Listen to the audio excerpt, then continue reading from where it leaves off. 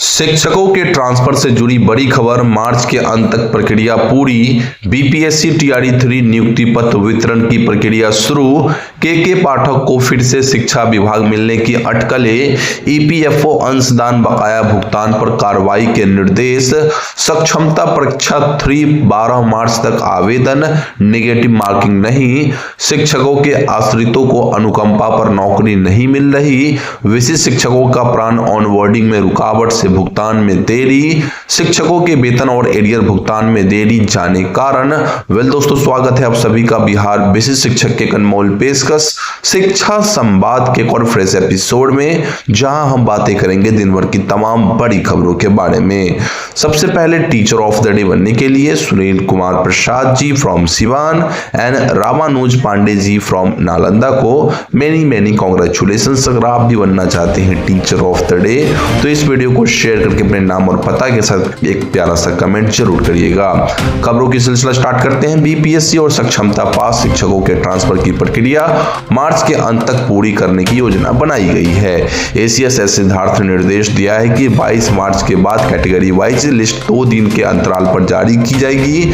Software के जरिए विकल्प और रिक्तियों के आधार पर ट्रांसफर होगा। अब तक केवल 250 शिक्षकों का ट्रांसफर हुआ है, जबकि 1,90,000 ने आवेदन किया था। 16 सदस्यीय कमेटी ने मार्च तक ट्रांसफर पूरी प्रक्रिया करने की सहमति जताई है और इसके बाद शिक्षकों का जो ट्रांसफर का जो प्रक्रिया है वो समाप्त होता दिख रहा है। साथियों, इसी के साथ अगली खबर की ओर बढ़ेंगे तो के पाठक को फिर से शिक्षा विभाग की जिम्मेदारी सौंपे जाने की चर्चा तेज है। फिलहाल शिक्षा विभाग की अतिरिक्त जिम्मेदारी डॉक्टर एस सिद्धार्थ के पास है, लेकिन उनके पास कई अन्य विभागों के कार्यभार होने के कारण सरकार इस पर विचार कर रही है।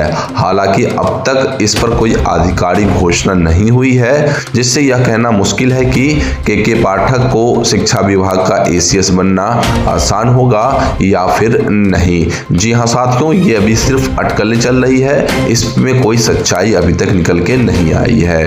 इसी के साथ बीपीएससी टीआरई 3 के तहत शिक्षकों के नियुक्ति पत्र का वितरण आज 11 बजे से विभिन्न जिलों में निर्धारित स्थानों पर किया जाएगा। समस्तीपुर में पटेल मैदान, पटना में गांधी मैदान और अन्य जिलों के स्थानीय मैदानों और हॉल, जिसकी पूरी लिस्ट हमारे व्हाट्सएप चैनल पे मिल जाएगी, उसमें यह प्रक्रिया होगी।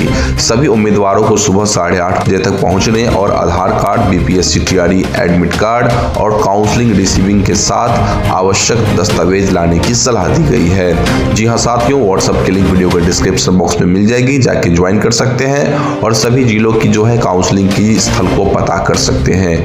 इसी के साथ गोपालगंज जिले के विशिष्ट शिक्षकों के बकाया ईपीएफओ अंशदान को लेकर शिक्षा कार्यक्रम पदाधिकारी ने संबंधित अधिकारियों को सख्त निर्देश जारी किए हैं।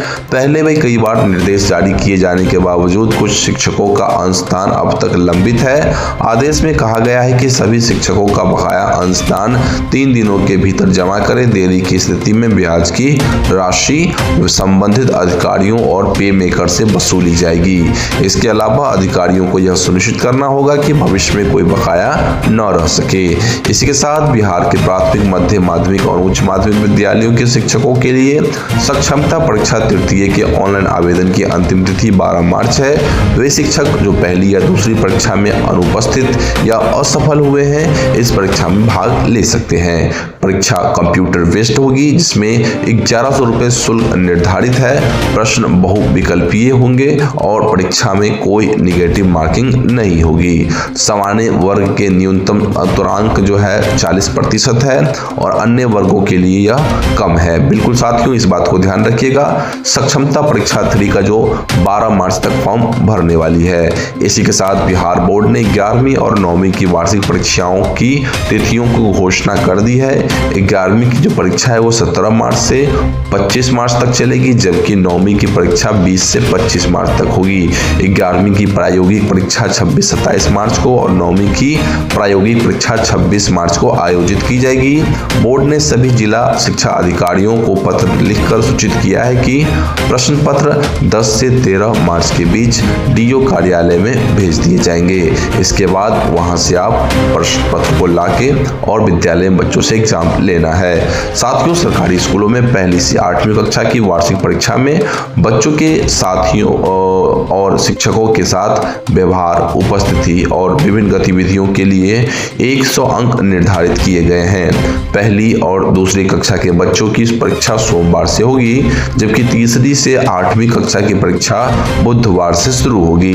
इन परीक्षाओं में मौखिक और व्यवहारिक मूल्यांकन पर जोर दिया गया है। अभिव्यक्ति पर 15 अंक, खेलकूद में सहभागिता पर 10 अंक और साफ सफाई की आदतों के लिए 10 अंक दिए जाएंगे।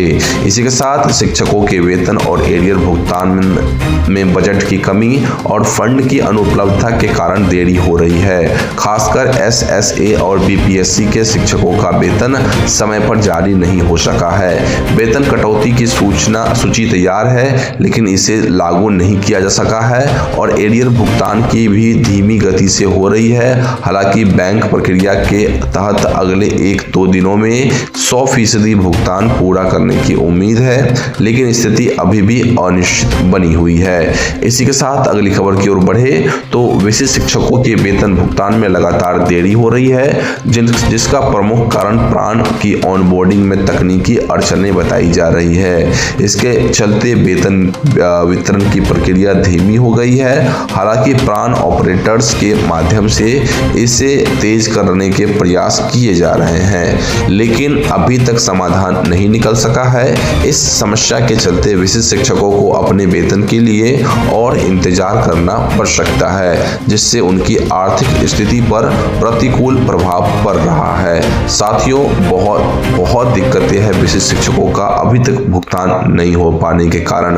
वहीं मुजफ्फरपुर जिले समेत राज्य भर में सैकड़ों मृत शिक्षकों के आश्रितों पिछले 7 से 9 वर्षों से अनुकंपा पर नौकरी पाने के लिए भटक रहे हैं।